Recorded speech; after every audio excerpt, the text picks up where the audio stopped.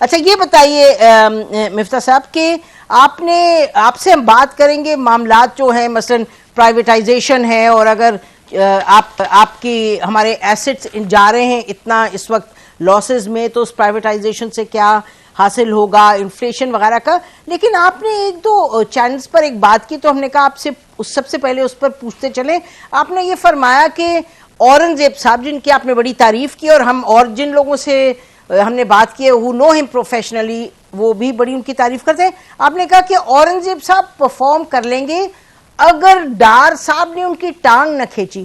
Now this is very specific and in a sense very strange کیونکہ ڈار صاحب تو finance minister ہیں. تو کیا مطلب تھا آپ کا؟ یو مین ڈار صاحب فورن منسٹر ہیں؟ آپ کی بات درست ہے. آپ کو نسیم یاد ہوگا کہ ڈار صاحب کے وزیر بننے سے کچھ 2 دن پہلے شاید اور مجھے نکالنے سے 1 دن پہلے یا 2 دن پہلے ڈار صاحب نے آپ ہی کا شو کیا تھا جس پہ انہوں نے کہا تھا کہ 180 روپے ہونی چاہیے ڈالر کی قدر. جی ہاں، بہتوں میں کہا تھا انہوں نے. بالکل آپ مطلب میں آپ کیونکہ آپ کے شو پہ مسلم جی بالکل کہا تھا. ایبسلیٹلی. اب 180 روپے کا نمبر انہوں نے کہاں سے نکال لیا یہ اللہ جانتا ہے. ٹھیک ہے، لیکن اور دنیا میں کوئی، میں کیونکہ پی ایچ ڈی کر چکا ہوں اکنامکس میں، تو مجھے پتا ہے کہ دنیا میں کوئی ایسا حساب نہیں ہوتا جس کے تحت آپ یہ بتا سکیں کہ اس کا یہ نمبر ہونا چاہیے. مطلب یہ مارکیٹ کے فیصلے ہوتے ہیں، اور ریئر وغیرہ بھی ایک ڈفرینٹ چیز ہوتی ہے جس کے اندر آپ ایک نامنل ویلیو سے کہ اس 2010 کے مقابلے میں آج یا 2015 کے مقابلے میں آج کتنا اوور ویلیوڈ ہے یا انڈر ویلیوڈ ہے، لیکن کوئی ایبسولوٹ نمبر نہیں نکل کے آتا. تو ڈار صاحب اس وقت بھی یہ کہہ رہے تھے کہ 180 کا ہے. بیسکلی یہ ہے بات کہ ایک آدمی، میں مثال کے طور پر اگر ایک وزیر تھا تو میں ایک ڈاکٹر کی طرح تھا جو بیمار کو کہہ رہا تھا کہ دیکھو اب تم کو پرہیزی کرنی پڑے گی، اب تم یہ رغن کھانے نہیں کھا سکتے ہو، اب تم کو واک کرنا پڑے گا، سگریٹ چھوڑنی پڑے گی. اور ڈار صاحب جو ہے وہ آسان سلوشن دے رہے تھے کہ نہیں مجھے بنا دو گے تو ڈالر بھی 180 پہ آ جائے گا، ایکسپورٹ بھی بڑھ جائے گی، بجلی بھی سستی ہو جائے گی، پیٹرول بھی سستا ہو جائے گا. یہ کچھ نہیں ہوا. اور ہم اس قسم کے خواب، یہ صرف ڈار صاحب کی بات نہیں، ہم 70 سال سے یہ اپنے عوام کو یہ خواب بیچتے رہے ہیں جس میں ریالٹی نہیں ہے. اور جو اورنگزیب صاحب نے بات کی ہے کہ اب آپ کو دنیا قرض دینے کے لیے تیار نہیں ہے. آپ نے فرمایا کہ سعودی عرب اور یو اے ای نہیں دے رہے، چین بھی نہیں دے رہا ہے. سچی بات یہ ہے کہ دیکھیں چین نے اس وقت $4 بلین کے ہم کو ڈپازٹس دیے ہوئے، اور تقریباً 30 بلین کا یا 28-30 بلین کا ان کا دیگر لون ہے جو کہ سی پیک کے پروجیکٹس میں ہے. سعودی عرب نے 3 بلین کے ڈپازٹس دیے ہیں، یو اے ای نے 2.5 بلین کے ڈپازٹس دیے ہیں. اب ہم نے کیا مطلب ہمیشہ جا کے کشکول لے کے ہی جانا ہے؟ کبھی اپنے پیر پر نہیں کھڑا ہونا؟ کیا یہاں سے ٹیکس نہیں جمع کرنے چاہیے؟ یہاں پہ ہم امیر ترین لوگوں سے ٹیکس کو استثنا دے دیتے ہیں اور پھر جا کے کشکول لے کے دنیا میں جاتے ہیں. ٹھیک، تو آپ کہہ رہے ہیں کہ یہ معاملات جو ہیں اس وقت بدل گئے ہیں بالکل، اور حالات مختلف ہے. اچھا تو یہ بھی خبر اب تو ہے سامنے کہ اورنگزیب صاحب تو اب سینیٹر بننے جا رہے ہیں. تو یہ جو آپ نے اس کا جواب نہیں دیا جو آپ نے لیگ پولنگ پر بات کی تھی. آپ نے کیوں یہ کہا ڈار صاحب کے یہ ٹیم کے ممبر ہیں، I don't see Dar sahab doing anything, why did you have to say this? Actually already جو ڈار صاحب سے بہت زیادہ کلوز صحافی ہیں لندن میں، انہوں نے آلریڈی اورنگزیب صاحب کے خلاف ایک مہم شروع کر دی ہے. اور اورنگزیب صاحب نے تو کبھی یہ نوکری نہیں مانگی تھی. اورنگزیب صاحب کے پاس حکومت چل کے گئی ہے اور اورنگزیب صاحب تو ریلکٹنٹ تھے یہ نوکری لینے میں.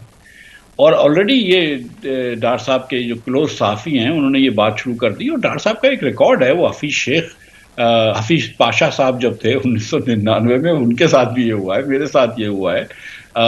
باقی عائشہ غوث پاشا نے بھی اس بار ٹکٹ کی اپلیکیشن نہیں کی. تو مطلب یہ تو we all know that. اچھا نہیں، میرا مطلب I'll tell you, I mean I don't want to labor the point کیونکہ بڑے اور امپورٹنٹ ایشوز ہیں. بٹ بات یہ مفتاح کہ انہوں نے ڈار صاحب obviously has a very specific point of view. You can end up saying کہ he disagrees. مطلب انہوں نے تو کھلے عام، آپ کی بھی ان کے ساتھ ڈسکشن ہوئی تھی، میاں صاحب کے سامنے بھی، شہباز شریف صاحب کے ساتھ بھی. تو یہ تو نہیں کہ وہ چھپ کے بات کرتے ہیں، وہ بڑی کھلے عام انہوں نے کہا تھا، بالکل ڈالر کا کہا تھا. انہوں نے کہا تھا یہ آئی تھنک ان کی ایکسپیکٹیشن تھی کہ سعودی عربیہ وغیرہ ہمیں اس طرح سے ہیلپ کرے گا جیسے کہ 90s میں کرتے تھے. وہ نہیں انہوں نے کیا جیسے کہ میاں صاحب کی 3rd ٹائم کیا تھا. تو آئی تھنک وہ ڈار صاحب کی ایک پوائنٹ آف ویو ہے.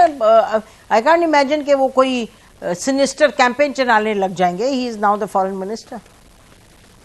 I don't know why you want me to say this or repeat this, but اللہ کرے نہ اور میرے جو خدشات ہیں وہ غلط ثابت ہوں. نہیں، مجھے آپ کہہ رہے ہیں کہ why do I want to repeat it? I think the reason why I'm saying it is کہ why do you want me to repeat it? I'm just اچھا oh no sorry نہیں میں تو آپ سے دیکھیں میں یہ کہہ رہی ہوں کہ معاملات آگے بڑھنے چاہیے، بہتری کی طرف ہونا چاہیے، چونکہ آپ نے کہا تھا، میں اس لیے کہہ رہی ہوں I don't want to repeat it at all, I don't want you to repeat it, I'm just saying کہ اورنگزیب صاحب کا everybody is agreeing including yourself of course کہ he is a good candidate to bring about the change. So let's focus on Aurangzeb صاحب. مجھے یہ بتائیے گا کہ اورنگزیب صاحب تو قابل ہیں ضرور، لیکن ایک سیاق و سباق ہے جس میں وہ کام کر رہے ہیں. مجھے اس پر بتائیے سب سے پہلے کہ جو پرائیویٹائزیشن کا معاملہ ہے، پرائیویٹائزیشن کا جو معاملہ ہے اس میں دو ایسپیکٹس ہیں. ایک تو لاسز والی اس پہ بات کرتے ہیں، لیکن اس سے بھی زیادہ کیا پیپلز پارٹی اور P T I workers rights per issue نہیں اٹھائے گی، جیسے ہسٹوریکلی ہر جو حکومت جو اپوزیشن ہوتی ہے ہمیشہ اٹھاتی رہی ہے، چاہے پی آئی اے ہوا ہے، چاہے کراچی الیکٹریکل ہوا ہے، چاہے اسٹیل مل ہوا ہے. دیکھیں، اگر پیپلز پارٹی یا P T I workers right پہ ایشو اٹھاتی ہے تو بہت صحیح بات ہے، ریزنیبل بات ہے، اور میں سمجھتا ہوں اچھی بات ہے. اور یہ پاکستان میں کوئی ایسی پرائیویٹائزیشن نہیں ہوئی جس میں ورکرز کے رائٹ وائلیٹ ہوئے ہوں، اور بالکل آپ کو یہ کوئی سوشل سیکیورٹی نہیں ہے. اگر ایک 58 سال کا آدمی یا کام کر رہا ہے کسی ادارے میں تو اس کو اب نوکری ڈھونڈنا بہت مشکل ہے. تو حکومت شوڈ گارنٹی کہ آپ کو تنخواہ جو ہے وہ آپ کی ریٹائرمنٹ تک ملے گی، یا آپ ایک گولڈن ہینڈ شیک لے لیں، وہ پورے پیسے اس کی نیٹ پریزنٹ ویلیو لے لیں. یہ تو حکومت گارنٹی کرے گی، اس میں کوئی ڈاؤٹ نہیں ہے.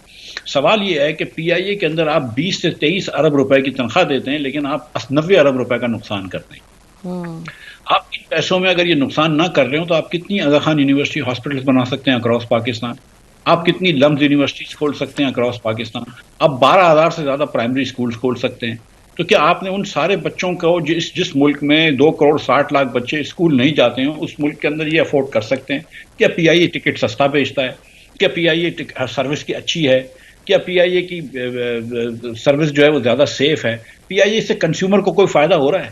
جو عام پرائیویٹ ایئر لائن میں جاتے ہیں، جو سپوزٹلی بہت پروفٹ لے لیتے ہیں اور ٹیکس بھی بھرتے ہیں، وہ ساری سروسز پی آئی اے سے اچھی دے رہے ہیں. تو پی آئی اے کا ہمیں کتنے نفل کا ثواب مل رہا ہے؟ اسی طرح اسٹیل مل ہوئی. اب آپ لیسکو لے لیجئے، لیسکو کے اندر 30-40 ہزار لوگ کام کرتے ہیں، 5-10 ہزار لوگوں کو تو کوئی فرق نہیں پڑتا کہ پرائیویٹائز ہو جائے یا نہ ہو جائے، اور کچھ لوگوں کے کھانچے لگے ہوئے ہوتے ہیں، لائن لاسز کے اندر انوالو ہوتے ہیں. یہ سب کو پتہ ہے. آپ سارے لوگوں کو کہیں کہ بھئی آپ کی تنخواہ جو ہے وہ آپ کو ملتی رہے گی جب تک آپ ریٹائر نہیں ہوں، اور جو بھی پرائیویٹ سیکٹر کا آدمی ہے اس کے پاس آپ کام کریں، یہ آپ گارنٹی کریں. لیکن تو میں یہ جانتا ہوں کہ وہ 10-20 ہزار لوگوں کا اس سے نقصان ہوگا، کیونکہ ان کے کانچے تھے جو بھی تھا. لیکن 4 کروڑ لوگ جو لاہور اور اطراف کے ایریا میں، اس کے کیشمنٹ ایریا میں رہتے ہیں، ان کو تو فائدہ ہوگا نا اگر آپ لائن لاسز کم کریں گی. اب بجلی کی قیمت کم کرنے کی اور کوئی گنجائش نہیں ہے ماں سوا اس کے کہ آپ نجکاری کر کے ان میں بہتری لے کر آئیں. تو ہم کیوں نہیں کر رہے؟ ہم یہ بھی، اور جو آپ نے سیاق و سباق کی بات کری تو یہ بالکل بات درست ہے کہ اورنگزیب کے سامنے جو ایجنڈا ہے اس وقت وہ مشکل ہے، کیونکہ این ایف سی ایوارڈ کی آپ نے بات کرنی ہے، نجکاری کی بات کرنی ہے، دیگر چیزیں بات کرنی ہے، اور اس میں اورنگزیب صاحب کو بہت زیادہ سپورٹ چاہیے ہوگی ان کے وزیر اعظم کی اور ان کی پارٹی کی، کہ بھائی آپ یہ کر گزریں. اور اگر آپ یہ نہیں کریں گے تو پاکستان، دیکھیں نصیب، ہندوستان سے پیچھے رہ گیا ہے، بہت بنگلہ دیش سے پیچھے رہ گیا. اب ہم نیپال سے، اب سوری سری لنکا سے تو پیچھے تھے ہی. اب ہم کہاں لے کے جائیں گے اپنے ملک کو؟ کیا ہمارے ملک میں کیا ہمارے نصیب میں جاہل رہنا ہے؟ جی میرا خیال ہے کہ جی آئی تھنک مفتاح آپ اگری کریں گے کہ ہمارا کسی سے پیچھے رہنا اصل میں ایک سیکنڈری بات ہے، ثانوی اصل بات ہے کہ ہم جو ہم خرچ کر رہے ہیں ہمارے پاس ہے ہی نہیں. مطلب سب سے پہلی بات اور اہم تو یہ ہے نا کہ وسائل ہی نہیں ہے to do what we want to do, even the basics. اچھا یہ بتائیے گا کہ اگر ہم اس پہ نجکاری پر رہیں فار اے مومنٹ، یہ جو پرائیویٹائزیشن کا معاملہ ہے، پی آئی اے کے اتنے لاسز ہیں، یہ جو پرائیویٹائزیشن کا پروسیس ہے یہ کس طرح ہو پائے گا؟ اور اس میں بہت سے سوالات ہیں کہ ہم میجر لاسز ہوں گے پرائیویٹائزیشن کے وقت بھی، تو تھوڑا سا یہ ایکسپلین کر دیں.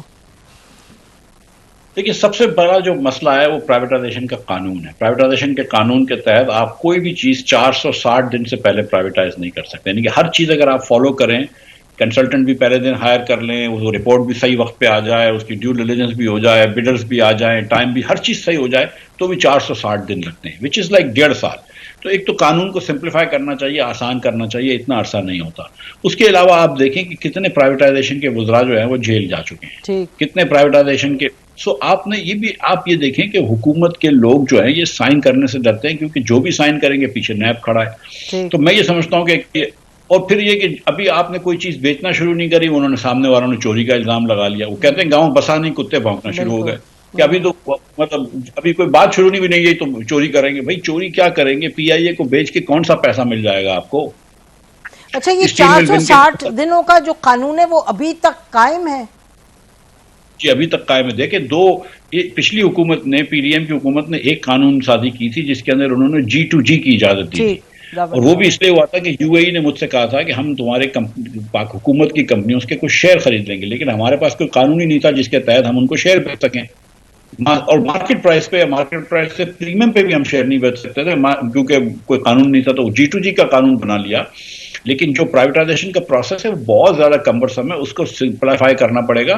لیکن ظاہر ہے کہ اس وقت آپ کو پیپلز پارٹی کی پولیٹیکل سپورٹ چاہیے اور دیگر چیزیں ہونی چاہیے. They have to fall in place. Pakistan میں اس وقت کوئی بہت لمبی لائن قطار نہیں ہے ان لوگوں کی جو کہ پاکستان میں